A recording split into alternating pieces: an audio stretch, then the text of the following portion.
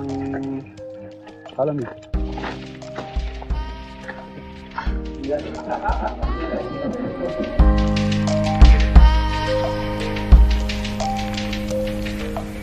Ayan ang review ko lang po rito. Ang masasabi ko doon naman sa controller ko, doon natin siya siguro itong kanyang propeller, meron siyang presyo na very affordable.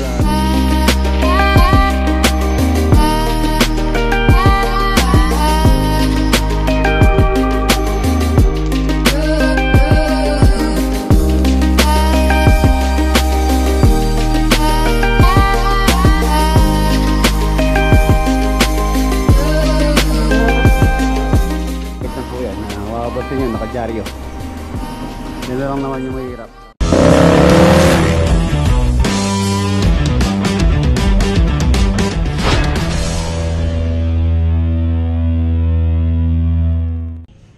Good morning. Ayan mga boss, meron po tayong bagong laruan. DJI Neo. Drone po siya, drone. Kagandaan po sa drone na to, napakaliit lang niya, tapos pwede mo siyang magamit kahit wala pong controller. Mas mabilis siyang gamitin. Gagamit po natin to sa ating mga video. So, subukan po natin. DJI Neo. Ang price pala nito nag-range po sa 11,000. Kinuha po ni Mrs. sa SM Pampanga po niya, kinuha to ng tawag dito, yung sa credit card. Ito po siya, unbox natin. Unboxing. Actually unbox ko na po ito, pakikita ko lang po sa inyo. Ayan siya.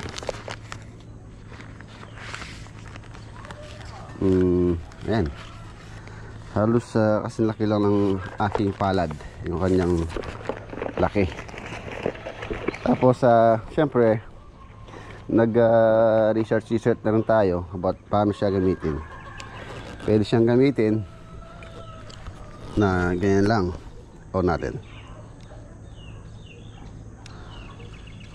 Ayan, on na siya.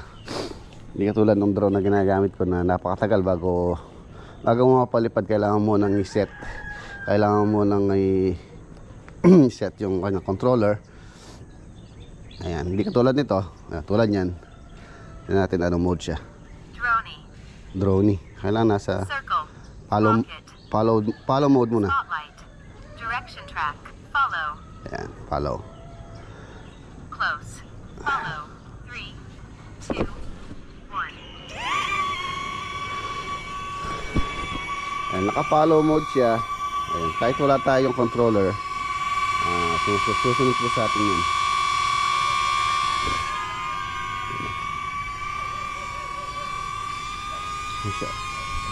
Susunod siya.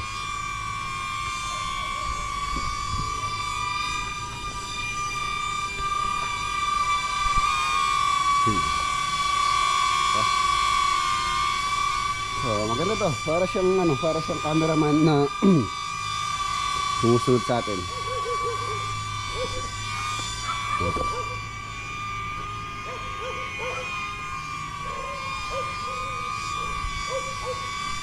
Tapos subukan naman natin yung ibang mode niya. Ang ganda nito, pagka na-detect po niya yung palad mo, tinapat mo sa kanya, kusa siyang maglalanding. Ayan. I-ano natin. Ano bang mode? Drone. Circle. Circle natin. Baka tumama dito sa ano. Yan, nasaan tayo? Iwan ko. 2 meters. 2 meters. 3, 2, 2 meters circle. Iikot yan. 2 metro.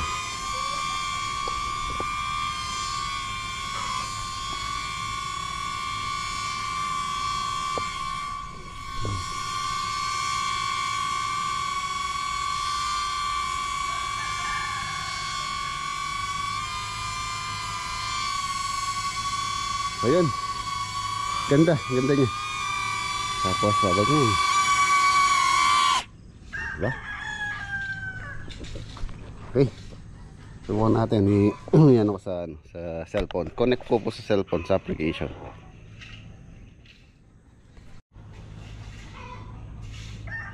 Connect.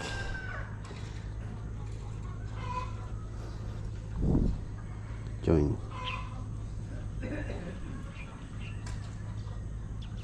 Control din po sa cellphone to. Yung controller ng aking drone pwede din pong gamitin dito. Ito yung mga choose your suitable flight, environment. Okay naman itong ating ano. Got it. Start. Skip. Ano na to? Nabasa ko na to. Skip. Siya.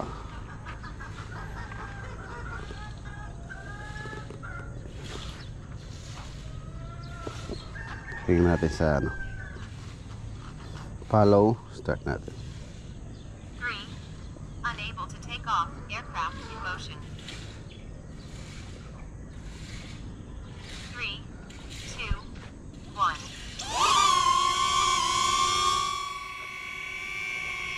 1. Naka-follow mode siya. Tapos sa kagandahan po nito, meron siyang audio.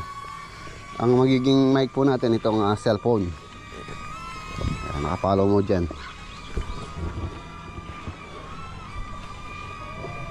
Ayan yung video niya.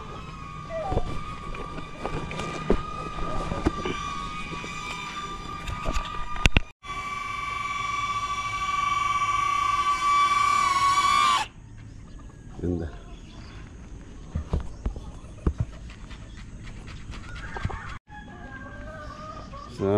So ayan, na-update muna tayo dito bago ako umalis. Pumunta po tayong Bulacan ngayon. Ayun, ito na po yung na-tiles nila kahapon. 2, 4, 6, 8, 10, 12, 14, 16, 17, 18, 19, 20, 21, 22, 23, 24, 25, 26, 27, 28 pieces ang na-install. Yan, halos mga kalahati na siya. Hindi ko po alam kung papasok sila ngayon. Mag-aalas 7 na, wala pa sila. So, tara. Ayan na. Yung mga sasakyan nandun na po sa kabila ko pinag dahil hindi po makakapasok dito gawa ng yung kalsada namin dito isa sinisemento na sa may harapan.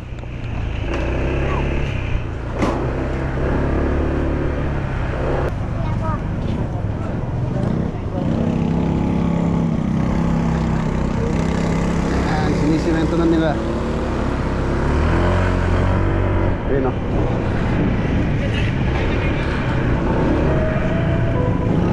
Malapit na matapos.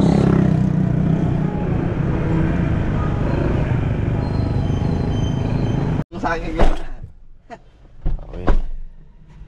Sama natin si Poy Poy pala. Si Poy Poy Glass and Aluminum Enterprises. Mag-i-install po siya nandun. Yung kitchen cabinet hindi pa natapos. Tatapusin niya ngayon. Tapos dadaan pa tayo dito sa bilihan ng pintura para bumili ng pintura. Bilihan ng pintura ang bibilin. Okay, wala ka sombrero sa inyo to. Salamat. Inko. Baka naman. Ingo.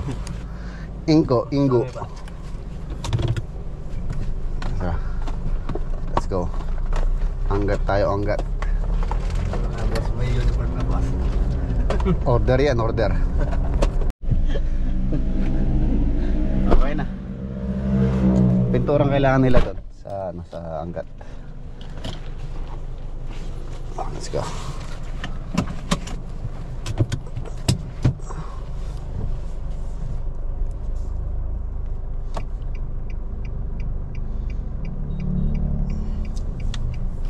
Pagka nalagay. Nandito na kami sa Candaba. Tingin kami ng may ulam doon sa anggat.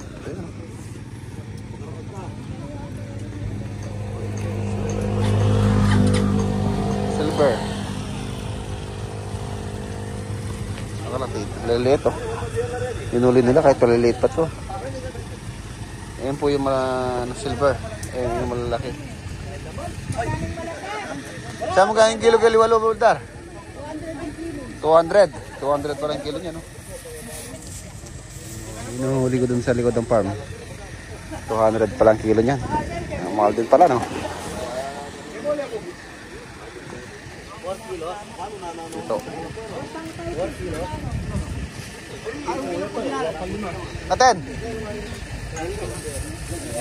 Ala common.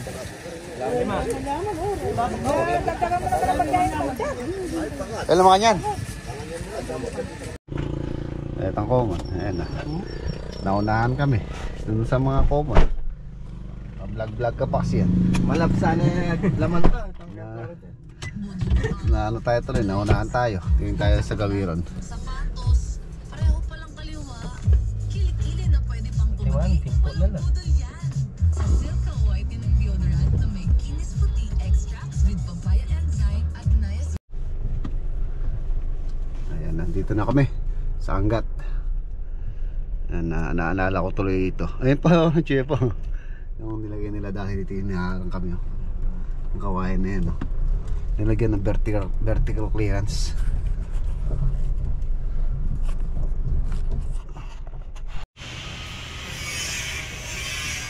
Ayan mga boss, muli nagbabalik po tayo dito sa Angat.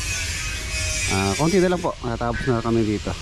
Natapos na lang yung pintura. Tapos itong view deck, i-repaint na po ito. Yung pong wood look na yon, i-white na.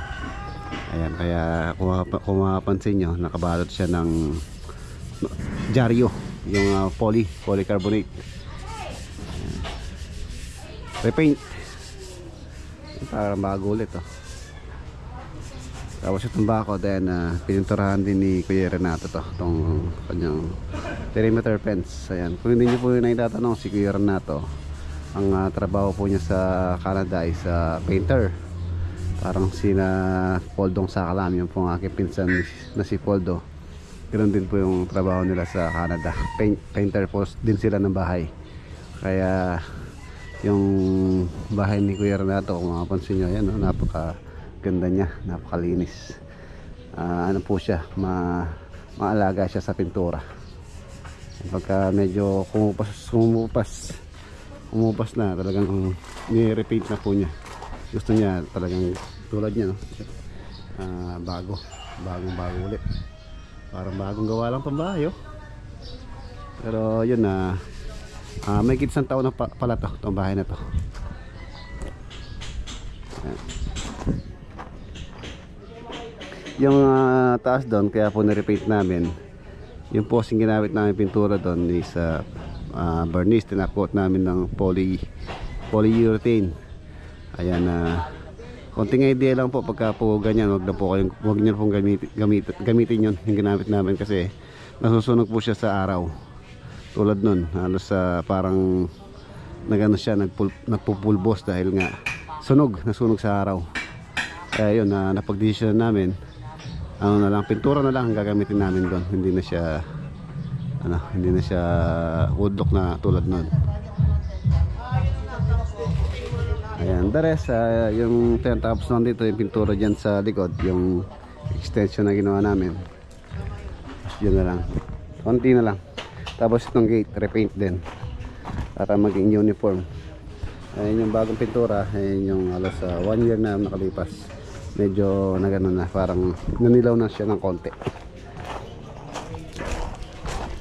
Ayan, tapos dito, ayun yung louvers na nilagay po namin. Na-enclose na yung area doon. Kahit umulan man, hindi na po siya papasokan ng tubig. At the same time, meron pa po siyang ventilation na pumapasok pa rin yung hangin doon sa may staircase papunta rito sa may view deck. Ito po yung ginamit namin doon. Ito po yung itsura niya pagka po hindi siya naka-assemble pa yung louvers. Ayan. Ito po yung kanyang mga blade. Assemblein lang po yan. Tapos meron siyang bended accessories. Ayan, tulad nito. Ito yung kanyang pinaka frame. Tapos meron siyang flat pan na pang brace. Ayan, louvers ang tawag po dyan. Ayan. Maganda po yan pang enclose. Tapos meron pa siyang ventilation or meron pa siyang papasok na hangin tsaka liwanag, hindi siya didilim.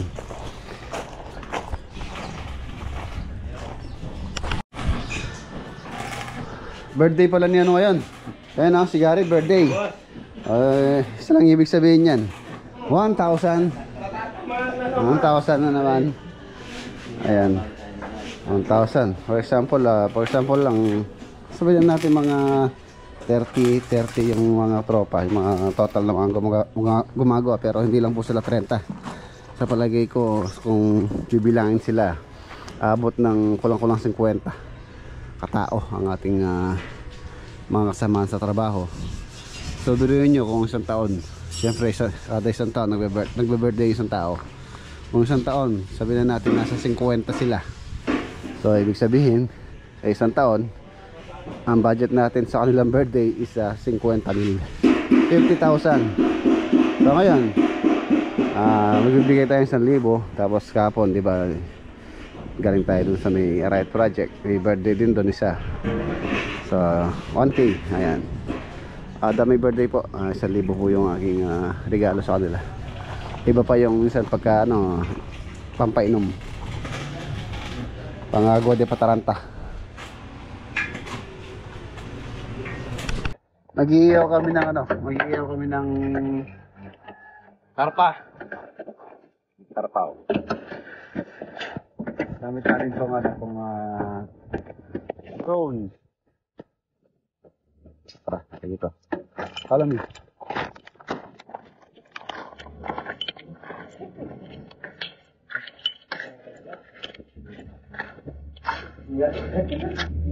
Hindi na naman ngayon. Tumawin niya pala yung tiyan mo.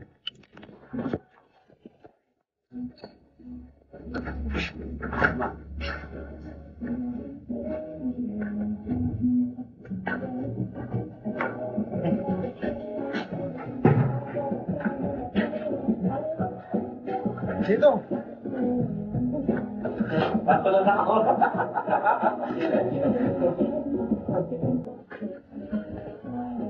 Ayos.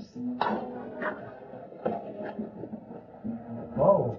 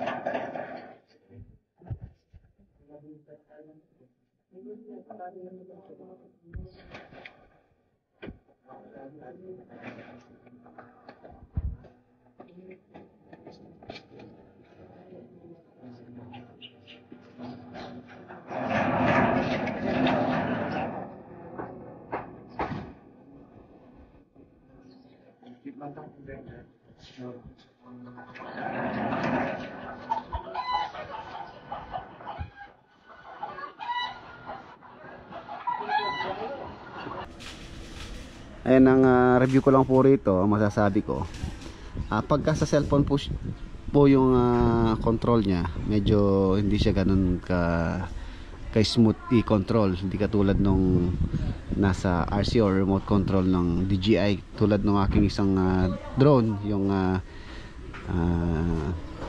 DJI Mini 2 SE.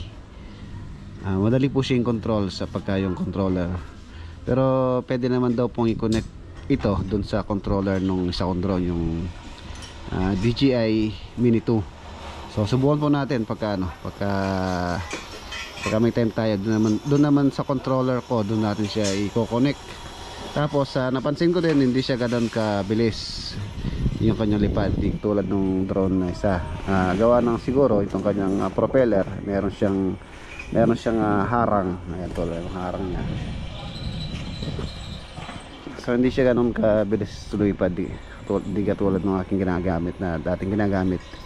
Tsaka sa size niya at sa presyo niya, ano naman po,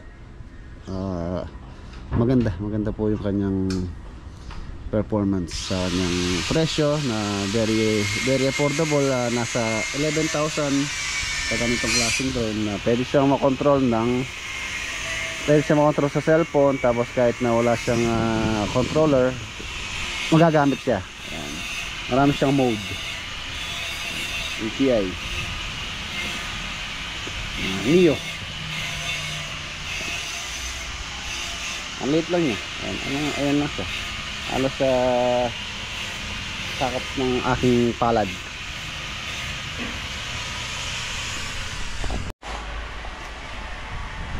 Nakabali din kami ng karpa kung sa gawing Tandaba. Ang ihaw namin para ulan.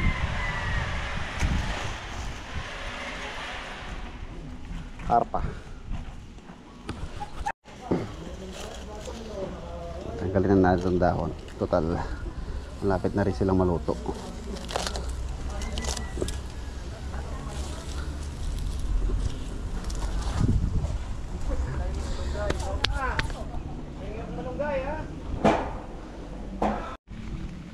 Ito na yan. Common. O, balangkas. Balangkas. Ayun po tayo. Ayun, no? Shoutout kay Guillermo na to. Budol fight. Budol fight na nakamangkok. Budol fight.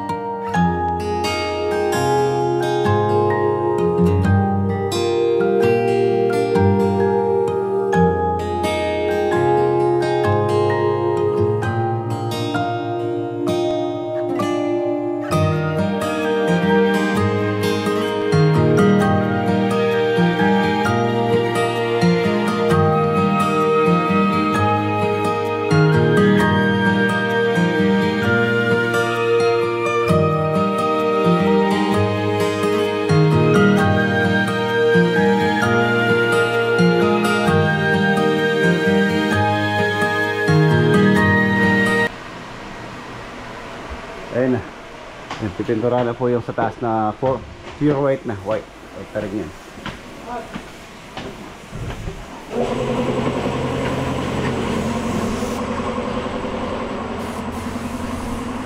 Yung white na po yan. Mapapansin nyo, nakadyaryo.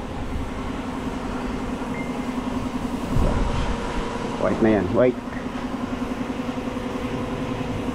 Yan lang naman yung mahirap. Tapos the rest okay na. Tapos patapos na.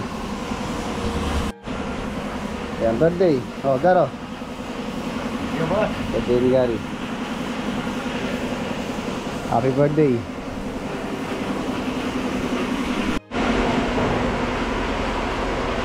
Okay na. Ganda. Linis. Ang tawas dito, polycarbonate po yan para maliwanag din.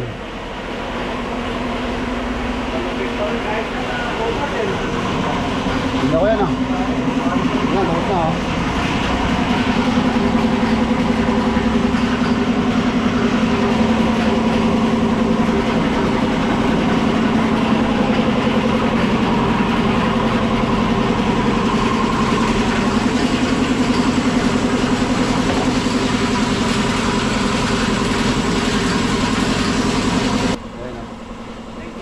Tayo, kuya.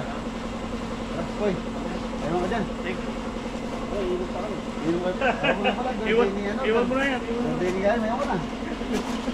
Makikinig mo namin yung ating mga kailangan ng obligasyon po. Opo. Ha? Oh, sige po. Thank you. Okay po. Ayan ang ganda. Ang ganda ng bahay ni Kuya Renato. Thank you ulit ha. Sige ba? Meron pa po kasing dadaanan sa sa San Fernando. Kaya hindi na tayo makakadaan sa dalawang project dito.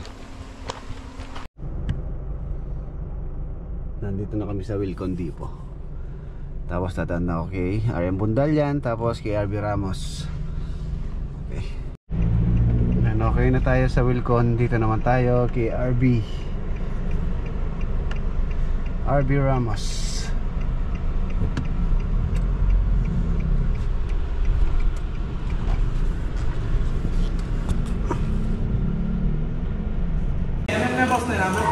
Number 2. Number 2.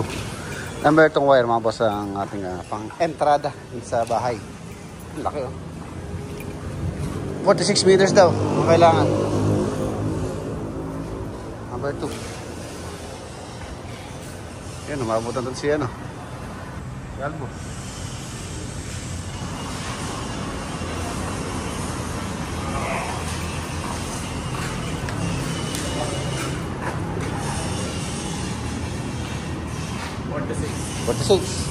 Abit.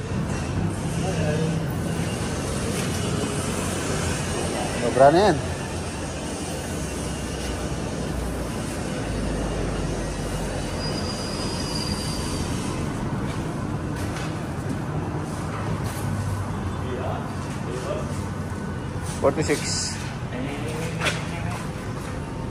Ayan. Yan, 46. Okay.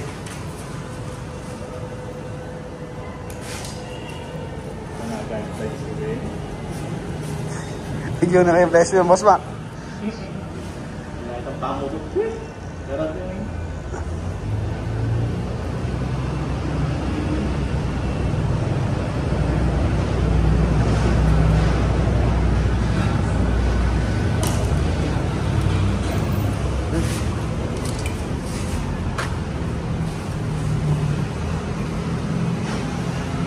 Yung lalagay natin sa entrada. Papuntang panel board sa service trap.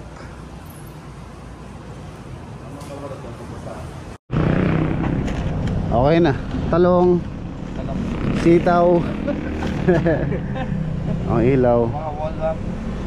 Ayan. Okay, sige. Sarado. Natanggal yung tali niyan eh. Hindi ko na ibalik yung tali nitong takip. Tara. Kay Bundalyan naman tayo. Kay RM Bundalyan. Bale, lumipat po siya ng pwesto. Meron siyang bagong pwesto ngayon dito sa lapit din naman dito sa dati niyang pwesto. Mas maluwang, mas maganda. RM Bundalyan.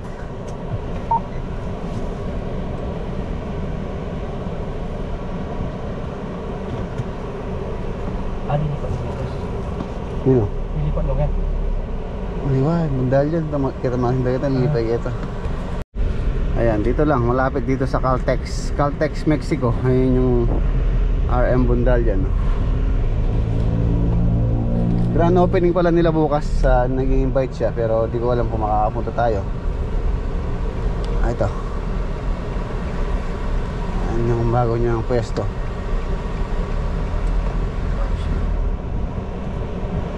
Oh, meron pang samgyupsal oh.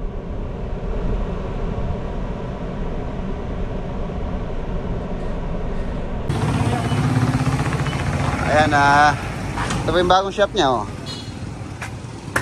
Tignan natin. RM Bundalyan. Ito yung mga design. Ang ganda nito. Bago to. Bago ng pang outdoor. Ayan si Boss Rodel oh. Wow, ang ganda ng showroom mo, boss ah. Ay baka talaga.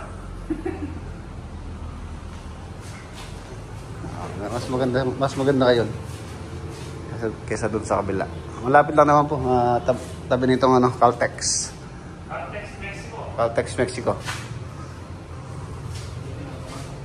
Tabi. Tingnan.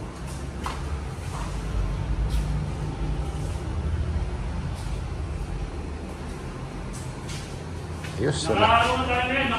Nakasale boss na. Grand opening po ni Boss Rodel bukas. So, pwede kayo pumasyal dito. Nakasale. 50% off. Hindi. Marami po siya nakasale.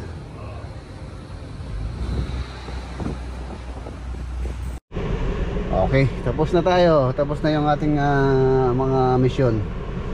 So, bukas another day. Another day tayo bukas. Pauwi na po kami. Mission accomplish na si Poy Poy dun sa kanyang cabinet sa Bulacan.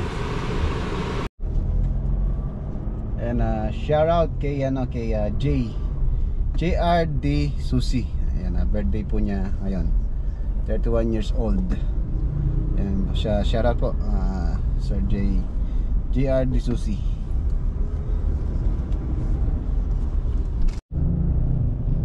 Wala na, hindi na tayo makakadaan mga boss. Ayan o. Sinudsud na yung daan.